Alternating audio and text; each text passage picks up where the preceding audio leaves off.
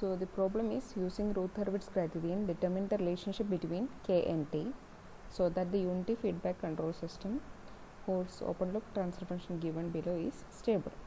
So the G of s or open loop transfer function with H of s is equal to 1 is given as K divided by S into S plus 20 plus T. So we can find the closed loop transfer function of the given system by using this equation, and the closed loop transfer function is K divided by S cube plus 20 S square plus Ts plus K. So the next step is constructing the root table.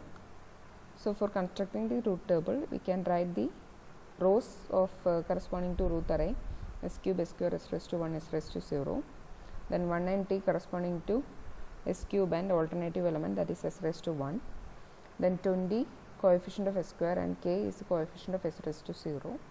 Then the next equation will be 20 into T minus 1 into K divided by 20, and next row will be 20 this element into K minus 20 into 0 by this element, that will be K only.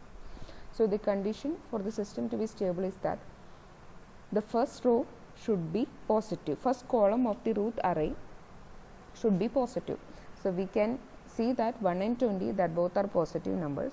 Then the next condition is that 20t minus k by 20 should be positive, that is greater than 0, and k should be also a positive number. When all these conditions are satisfied, we can say that the system is stable.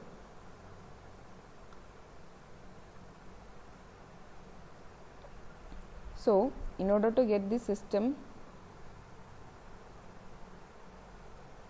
to be stable, we have to write k, that should be a positive number, that is k should be greater than 0, and the next condition is that 20t minus k by 20 should be greater than 0, that is equal to, that means that 20t minus k should be greater than 0, or 20t is 20 into t, that should be greater than the open loop gain k.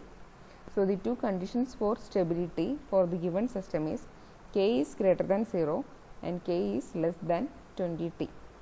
So the value of k should be in between this range 0 and 20t. When this condition is satisfied, then we can say that the system is stable.